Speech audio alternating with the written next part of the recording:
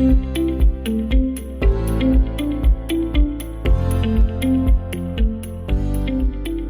for having me, first of all.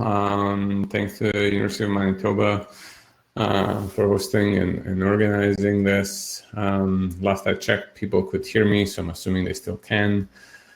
Thanks for making time on a Monday morning, as I'm sure most people's Monday mornings are busy and they're rushing from one thing to another and trying to sort out their week. But just thanks for taking time to be here. What I thought I would do is basically spend 15-20 minutes talking about some of this work, maybe 15 minutes, and then opening it up for a conversation. I don't want to take too much time just presenting things to you, but I'd like us to eventually move into a conversation format based on some of these ideas I'm going to share.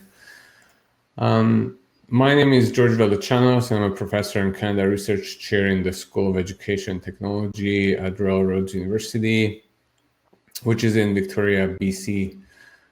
What I'm going to do today is to discuss the role of flexibility in the future of higher education and invite you to consider whether your institution, your practice, your response to your students, your work arrangements could be made more flexible and more accommodating and more supportive of people and the realities that they face in their lives.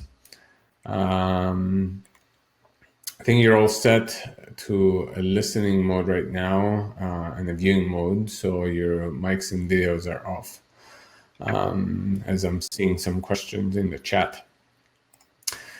So before jumping into the presentation, though, I want to acknowledge that both Royal Roads University and the neighborhood where I live are on the territories of the Lekwungen peoples, the Kwasapsun and the Esquimalt nations. And as a settler, I'm grateful to live and work on these lands.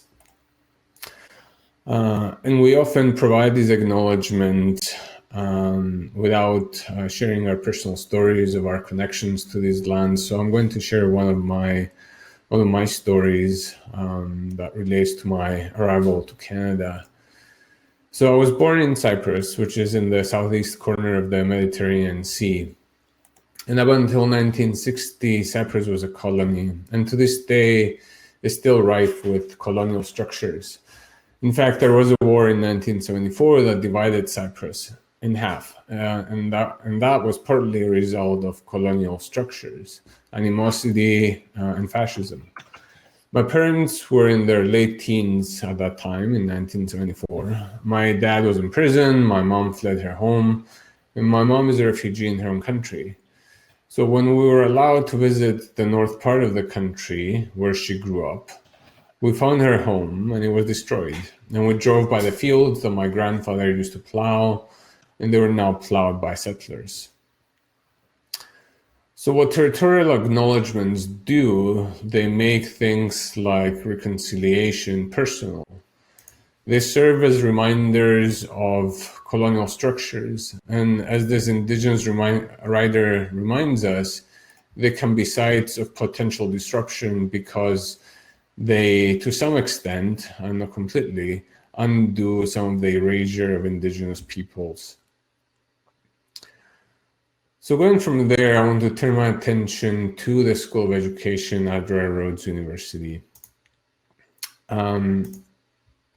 At the university, at the School of Education and Technology, we offer a number of diploma certificates and degrees, and these fall under the broad themes of educational leadership and management, which is here in orange, higher education administration and leadership, which is in purple on this screen, and learning and technology, which is in green. I teach in the learning and technology degree and spend the majority of my time doing research with my students, with my collaborators, and we try to understand how to make education better. And by better, I mean things like more effective, more empowering, more equitable. So I typically do my work in higher education and in technology-rich contexts, such as online learning and social media. So in this context, what I usually do is I study problems. I study things like dropout, harassment, lack of engagement, barriers to knowledge dissemination, knowledge sharing. And more recently, I've been doing some work in public non-formal education, specifically trying to figure out ways to help people learn about online misinformation and respond to it. And people often assume that because I'm in this field, I'm a cheerleader for technology, and that what I try to do is figure out ways to use technology to improve education. The truth is that the field of learning technologies sometimes tries to use technology to improve education, but most often what it tries to do is to solve educational problems. So sometimes that solution is technological, other times it may not be. It may be a change in process that reduces bottlenecks, or it may be a change in practices.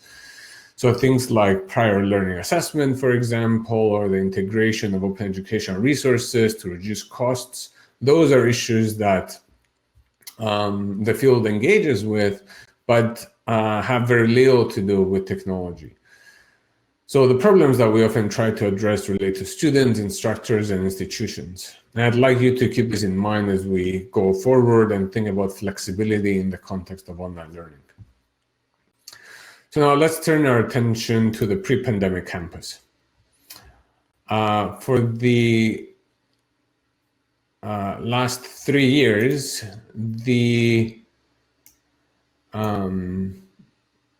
sorry, my slides are acting up here. Let me see if that's a little bit better. Okay.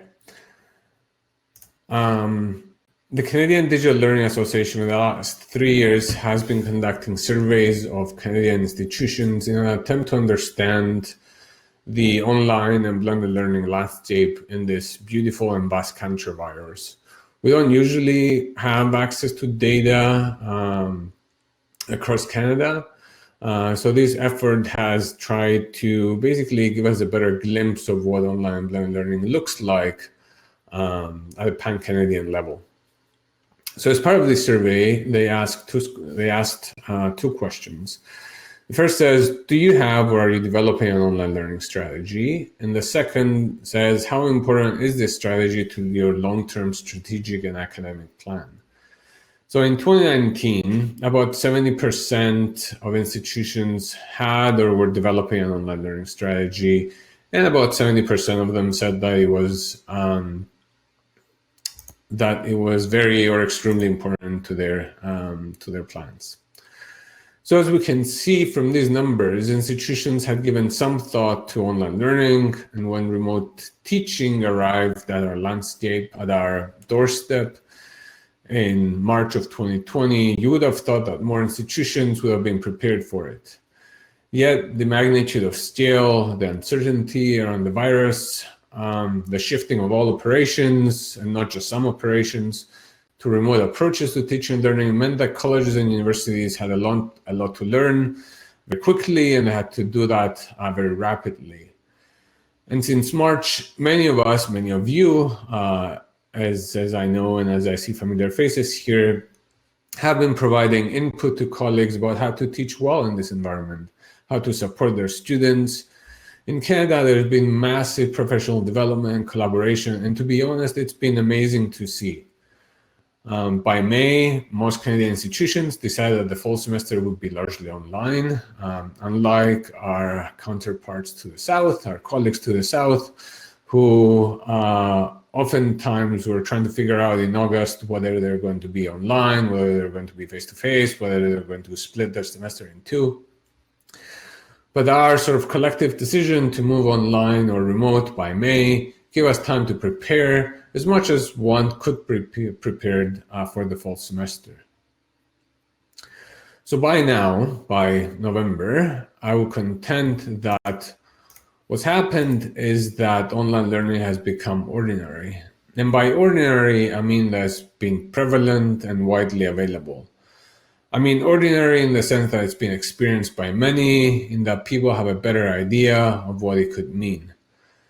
I don't mean that it's ordinary in the sense that it's accepted as being good or that it cannot be better. It can always be better, of course.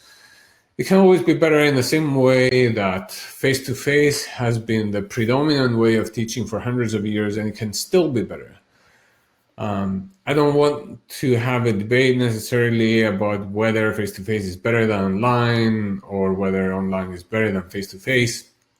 But I think it's enough to say that we should not be complacent about whether face-to-face or online could be better, more effective, more imaginative, more equitable. So this brings us to one way of making online better. And to do that, I want you to imagine a student.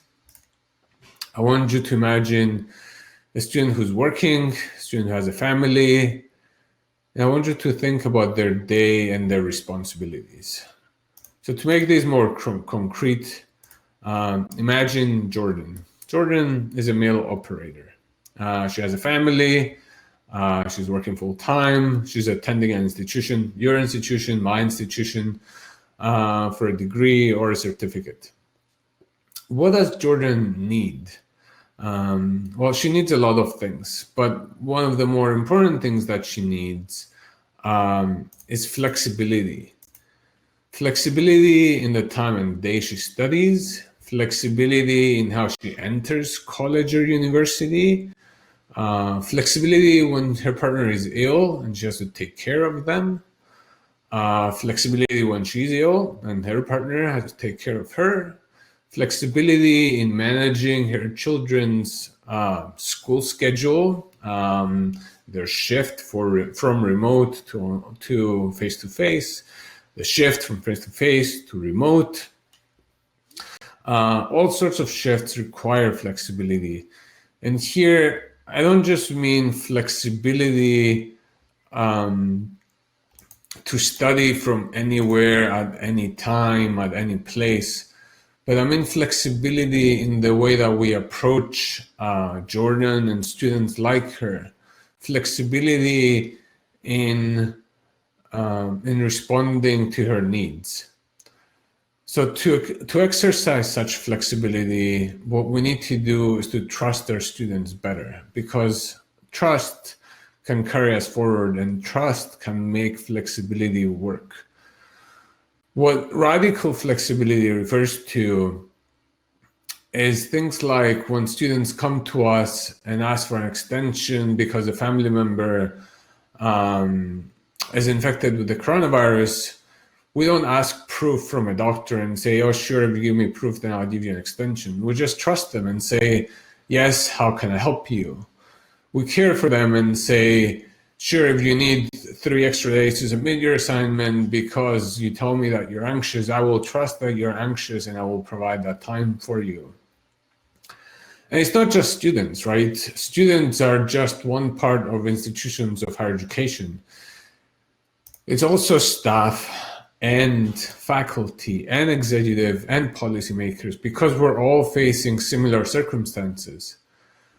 Radical flexibility means supporting people on their needs and trusting them to do the work they're hired to do, regardless of their location and in accordance with their needs and responsibilities. We know that stress and anxiety amongst faculty and amongst staff is rampant. I'm going to provide some quotes to demonstrate some of this. And these quotes come from a study that we did around June, asking faculty and staff to reflect on their experiences during the pandemic. So here are some of them. Some people have said that it feels like juggling, kind of, with a blindfold on. Others have talked about how they've been sitting, at their couch or on their desk every day from 9 a.m. until 8 p.m. every day for weeks at a time, just working, and just supporting other colleagues, supporting their students, and so on. You might find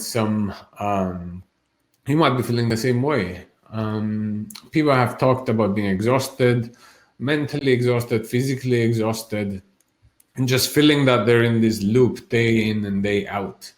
Often describing their experiences as sort of a day that never ends. And I often feel the same way when time sometimes feels to be going very quickly. So, it's November already, but other times feeling that it's moving very slowly. Feeling like, okay, I've been doing, 3 weeks work in the last 2 days and so on.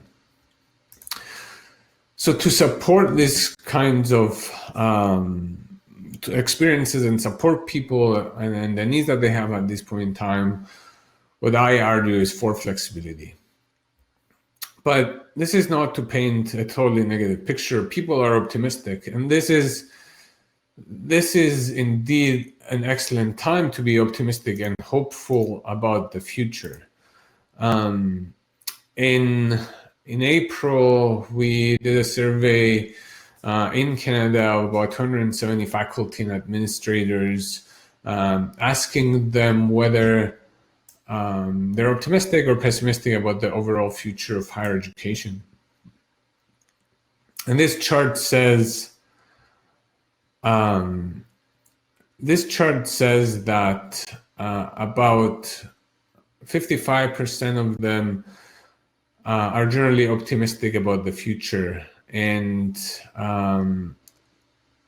what they are describing is sort of a future that's more flexible and that provides greater access to education, a future that expands learning opportunities for larger segments of the population, supports learners and faculties, and abandons practices perceived to be outdated or ineffective.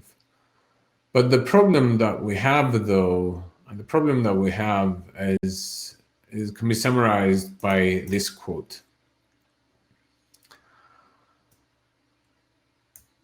The problem is not that we're lacking innovation, but rather that we are not as imaginative about what our future could be like. When we describe the future, and when people describe the future, we often think of sort of more of the same or slightly similar to where we are right now. Right now, for example, we hear a lot of conversation about more online and blended, more micro-credentials, more professional degrees, less physical spaces, and so on. So those sorts of responses continue on a current path. Those sorts of responses don't necessarily generate a new higher education future or futures that depart from where we currently are. And perhaps it's within this crisis that we might make something more of our circumstances, that especially in this sort of time of darkness and uncertainty, we might find hope and strength to change and bring into being something that's new, something that's better for us.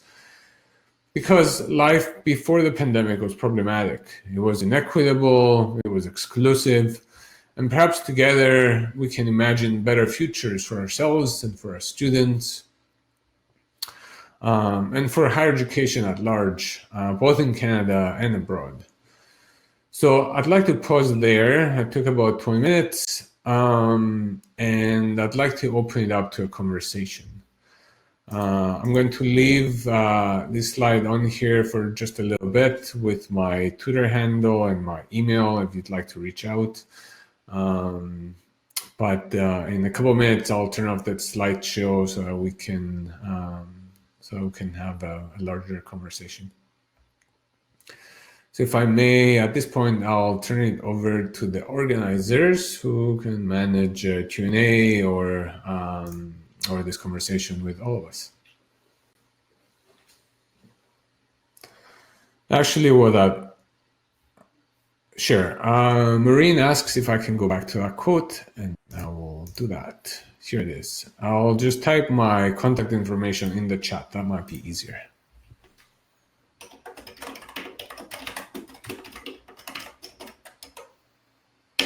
George, if we can moderate, if we see any questions that we need to ask you, we can see them here. So I'll be sure to share those with you if you don't see them.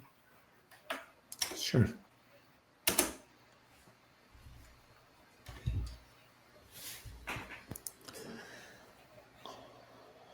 I just started reading this book, and I would highly recommend it. It's a book that presents sort of alternative futures for universities.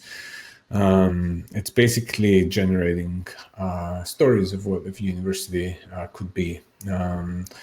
I read it a while back, and then I'm rereading it, and on second read, it becomes better.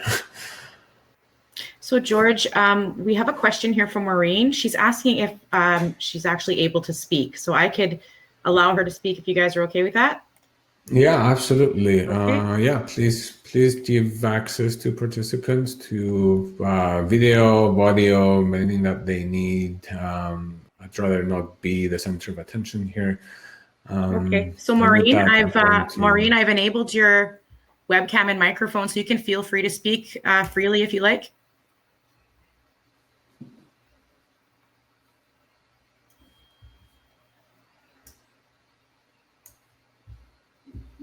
Maureen, are you there?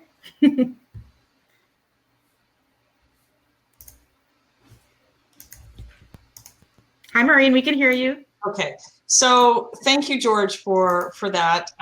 You know, say is that this issue is massive, and that you know, it's difficult to move forward considering the environment. There's all kinds of issues like around. You get pushback from people saying, "Well, what is the role of a university? What is the tradition? How do we maintain those traditions? How do we move forward?" When changes need to be made, oftentimes they're in the hands of faculty members to help push these changes forward. And many times faculty members aren't able to do it. They are overloaded, they're overworked, they don't have the capacity, you know, all of these things. So it's not that I'm making excuses for innovation. I sit in a position where I would love to take us there, but the barriers and the structures that are in place in order to be more innovative are sometimes they just feel insurmountable. And yeah, I find it extremely, extremely difficult to move the innovation agenda forward.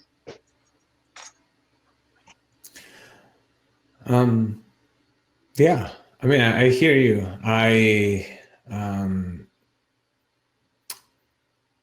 There are barriers to change at our institutions, absolutely.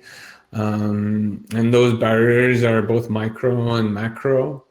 You know, there's barriers within our classrooms, there are barriers at the institutional level. There's lack of access to technology, for example. There's processes that make collaboration difficult, that make shifts in culture difficult. There's sedimentation in practices. You know, so we use technologies and practices, and we become attached to them. And this, I wasn't, I guess, I wasn't trying to imply that change is easy. But I do think that there are ways to try and eliminate some of those barriers. Some of those practices that might encourage us to move forward might be better trust towards faculty and staff, or more trust, I should say. There might be the opportunity to develop sort of opportunities to engage with new practices and allow people to fail. Failure is a concern, I know of many, but if we enable people to sort of experiment and try new things, even though I don't like the word experiment, but essentially try new practices and say, yeah, we can try some things and it's okay to fail. I think that might allow for ways of new thinking and new engaging. I think there's a role for policy work here and for support by provincial governments to do some of this work. We don't exist as, you know, unilateral sort of organizations, but that support at that level is also imperative. And I know that, you know, different provinces have different challenges, right? And some of the challenges that that some people might be facing might be more onerous than other people might be facing in other provinces.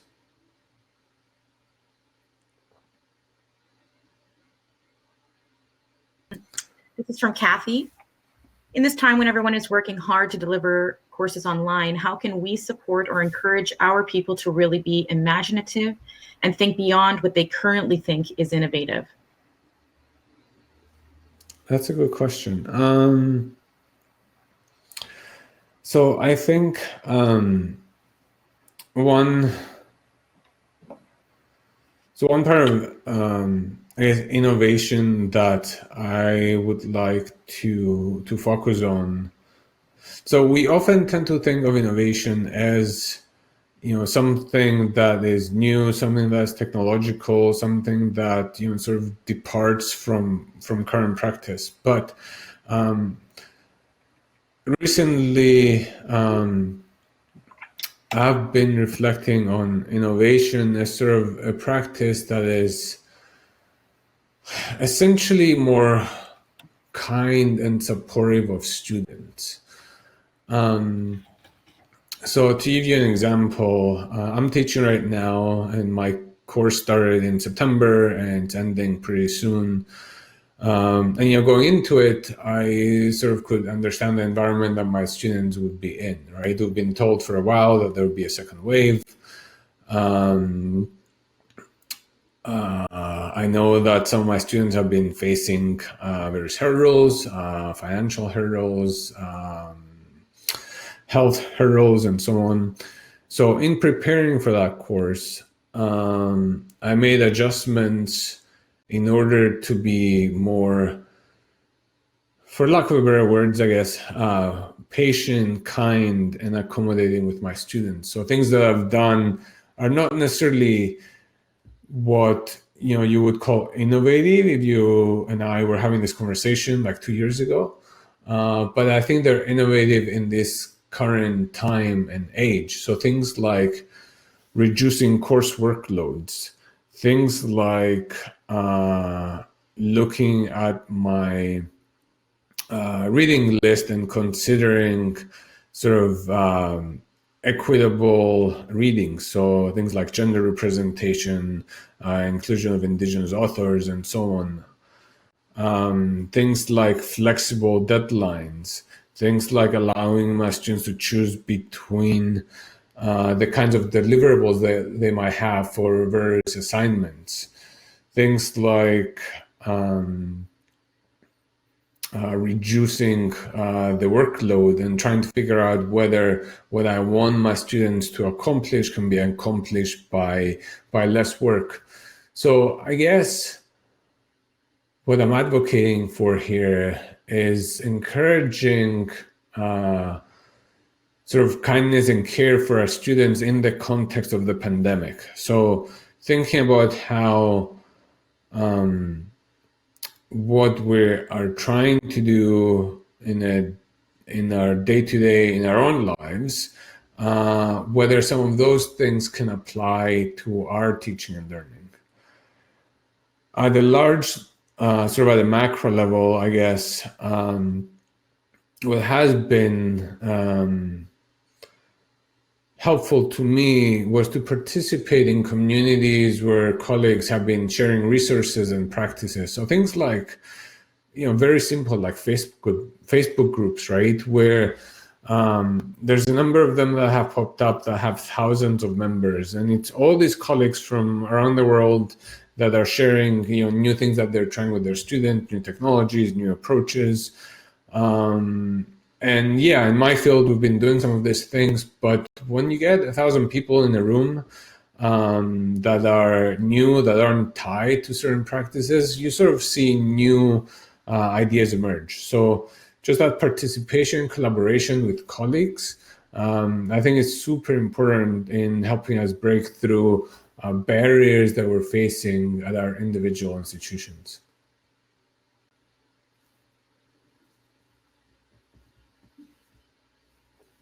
I'm not sure if you can see this yet, but I'll just state it just so you know. Yeah. It's from Sarah Cousins. I appreciate the point about making it more accessible. Now could be a time for that. Our students don't necessarily feel they should pay the same tuition for an online or blended course, and perhaps they shouldn't. However, we would need to allow for more students in a class to continue with current financial structures. How radical can we be? Thank you for this chance to open our brains. Thank you, Sarah. Yeah, that's a good question. And it's a question around tuition fees and calls from students to reduce tuition fees concomitant with sort of the online experience compared to the face-to-face experience that they had in the past. I think that's an important conversation to have. I think if some of this goes back to what institutions are delivering, if you will, for lack of a better word. If we go back to the sort of the beginning of the presentation, I talked about this comparison between face-to-face and online. And to be clear on my biases, I think that online can be much better than face-to-face. I think that face-to-face has numerous inequities baked into it. I think that we take for granted what students gain when they come to campus. We often assume that face-to-face is good, when in actuality, it leaves out very many students and assumes that teaching practices in a face-to-face environment are effective. So what I think this conversation allows us to do is to say, well, what is it that students are paying for? Is it the experience of being with their faculty and engaging in the one-to-one interaction, in the group interaction that moves them forward, provides an opportunity for faculty to help students sort of reimagine their being in the world and their life? Or is education sort of this transactional, essentially, element of we provide content and a credential and you provide whatever it is that you provide on your end as students? So I think this conversation goes back to what the role of education is and what our value proposition is as institutions. And truly, if our value proposition is sort of this interactional exchange, then there are very many disruptors in industry that are just sitting there waiting to replace us. And I don't think that we're here solely for transactional purposes. Sorry, I got distracted because the platform sort of changed here from chat to handouts. So I'm going to go back to chat. So I guess going back to the question of, how radical can we be with our financial structures? That's, I guess at the very basic level, that's an important conversation to have at our institutions, an important conversation to have with our policymaker counterparts, with our provincial governments. And it begs the question of what should education, or I'll say what should education look like, but what I mean to say is what the financial model of a higher education structure and institution look like moving forward. What is the role of provincial government? Who pays for it? How can our society support our students better moving forward? How can we invest more in education because we know that the benefits of a higher education translate to benefits for our society. So this is a great moment to think about, again, to reveal my biases, more provincial support in the higher education infrastructure. I see a few questions here, so I hope that was helpful. I was rambling there a bit. I see a couple more questions here, so I'm gonna take a couple of moments to read them. But if anyone else has thoughts on what I was just sharing, please feel free to jump in and share those thoughts. Please feel free to take over the mic and contribute your own thoughts. But I'll just take a moment to read what's in the chat right now. And Kathleen has a question about how to ensure innovative practices carry forward post-pandemic. And how these innovations inform senior leadership as they move forward. I think that's a great question. There's a tendency to think that we will go, at some point, we will go back to normal, whatever normal was, so before March.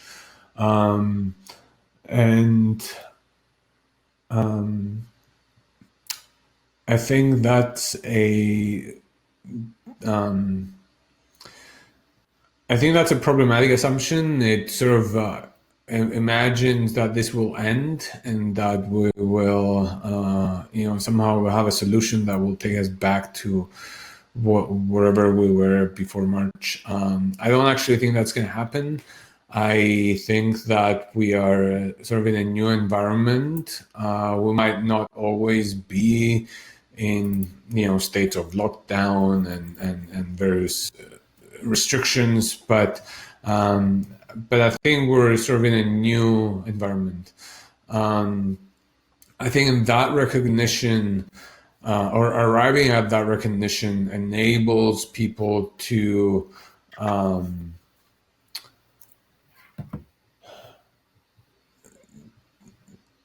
avoid sort of a sense of complacency.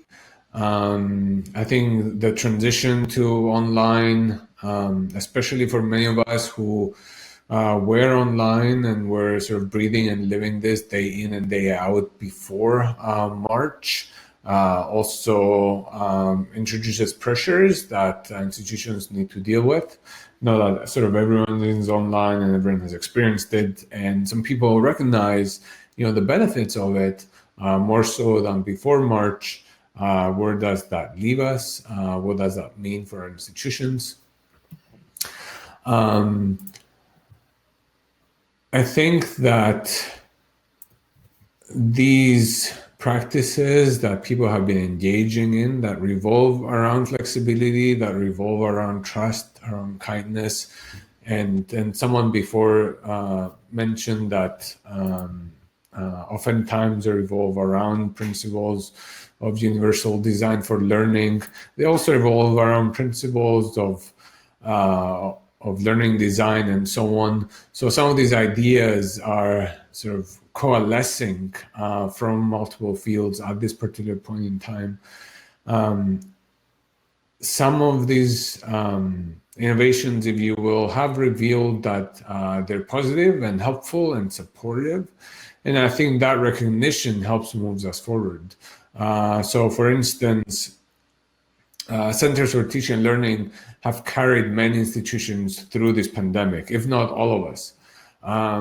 So one would imagine that supporting our Centers for Teaching and Learning is imperative. I don't see how we can get out of this and say, well, we need to, restrict the work that the Center of Teaching and Learning is doing when they have carried the institution through in this time of need. So I guess what I would suggest as potentially being helpful is having these conversations at your institution about what has worked and what has supported us at this time, and figuring out how we can continue with those practices. And some of those practices, like I mentioned, are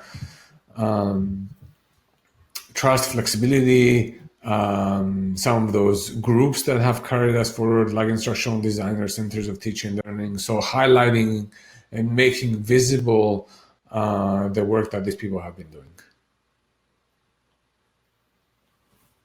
I hope that helps. And Kathleen, if you have additional thoughts that you'd like to share, please feel free to take over the mic as well. Okay, there's a great question at the end that I'm going to tackle.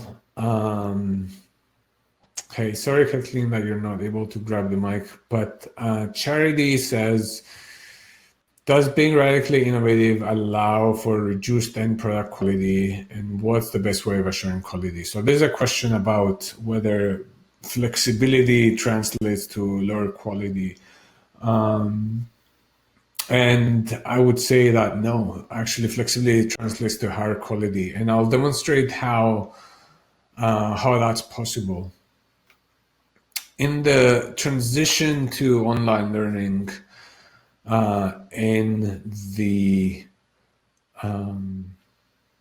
in March, many institutions, many faculty members have advocated for the use of proctoring software to continue the practice of proctor exams, but remotely. And many institutions have adopted them. And oftentimes we hear the argument that it's about quality, it's about making sure that students don't cheat, and so on and so forth. Since then, and we've known this before March, of course, but we've seen this at a much larger scale. Since then, we've heard from students how degrading these tools are, how demeaning they are, how anxiety-provoking they are, and how problematic they are. And we've seen how they rely on a culture of distrust and mistrust and generate a culture of distrust between faculty and students.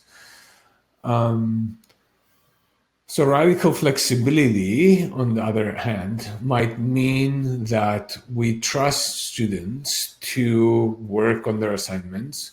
We have conversations with students about cheating and about the role of original work and about the role of integrity and why we trust them to engage in the ways that they engage with the material that we provide. That trust, as I mentioned, can carry us forward, whereas tools of surveillance and of mistrust can erode not just the relationships that we have with our students, but the quality of the work that they do when they feel that they're being watched over, when they're anxious to work while there is a webcam that's sort of spying on their whereabouts, on their living situation, and so on. And yes, I might have, an office here to myself and work in my home office, but our students might often not, might have to work in, the living room with their younger siblings close by, with other distractions and so on. So this is not an equitable space to introduce some of these qualities in our students' lives. So this example sort of illustrates a case where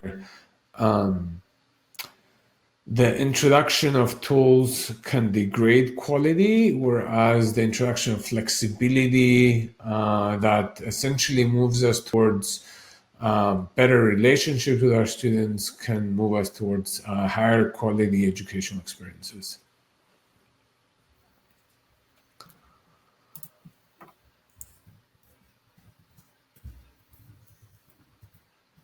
I'll have another sip of water while I'm going through the mic here. And I also see that we're coming towards the end of our time. So I'd love to hear any last minute questions or thoughts or ideas, Kathleen, reactions to these thoughts. Kathleen, I've turned your mic on if you wanted to comment. If not, no worries.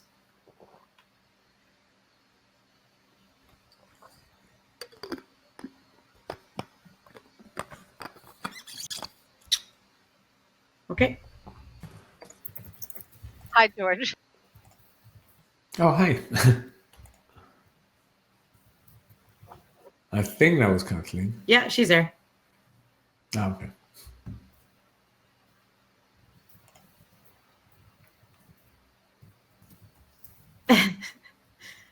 Kathleen, are you there? Oh, there we go. Okay, it keeps on asking me to turn it off. Oh, okay. I'm also thinking about the innovative things that and how quickly we were able to make some policy decisions at senior administrative level, and how we were able to really cut to some of the important things. And part of it was, how can we keep operational? But I think it made us realize how, slow and sedentary and how we lack innovation. So how can we keep that sort of momentum going with senior administration so that we can actually respond to people more quickly? We can be responsive to not just our students, but the whole environment in which we work. Yeah. So I think crises like these, however challenging and problematic and painful, both individually and at a societal level, they are, open opportunities for thinking how things could be better for ourselves and our institutions and our contributions to society.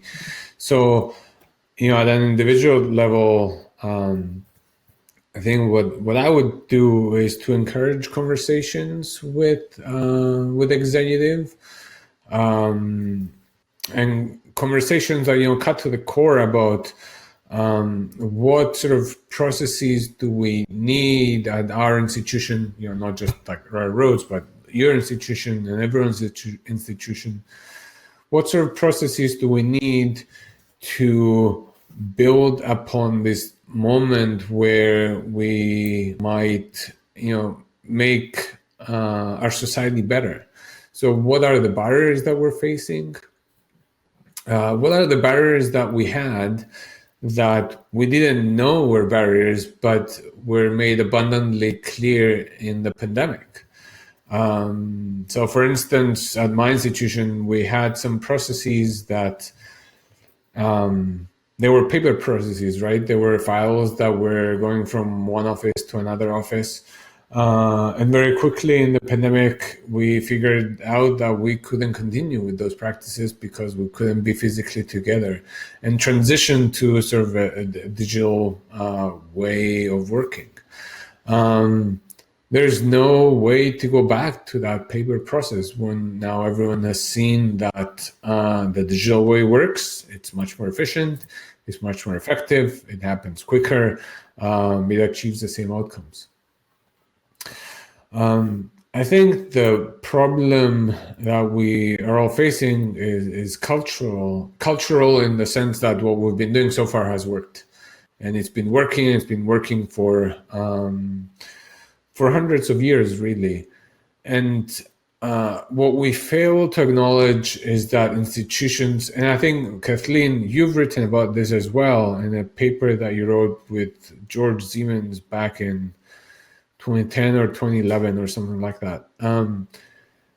People fail to recognize, as you wrote in that paper, that universities have always been changing. It's not that universities have been unchanged through time. They always exist in a state of change. I think acknowledging that and recognizing that change is in the DNA of higher education might help people say, yes, we know how to change, and we have been engaging in sort of innovations for years and years. This is another opportunity for us to do that. Now, I don't have sort of very many practical suggestions for how to do that other than to engage people in those conversations, but I think that's a start. I hope that's helpful.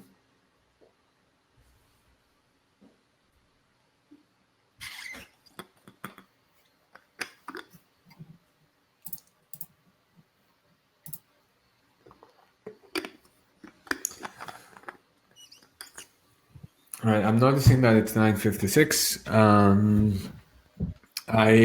I'll pause there, and I'll thank everyone for their time and for their questions. I hope that this hour that you've been here was productive and gave you something to think about, if nothing else. Please feel free to reach out if you want. Some of these ideas are still sort of fluid, and I'm working through them. So if you have any thoughts, please feel free to share them. I'm going to share my email again in the chat. But yeah, feel free to reach out if you'd like. Also, as you saw, George's presentation has been uploaded in the chat to handouts as well. If you wanted to download, that's available for download, and take that away with you. Thank you so much for your time today, George. Yeah, you bet. Thank you for making some space for us to have this conversation. Take care, everyone. Bye, everyone. Have a great week.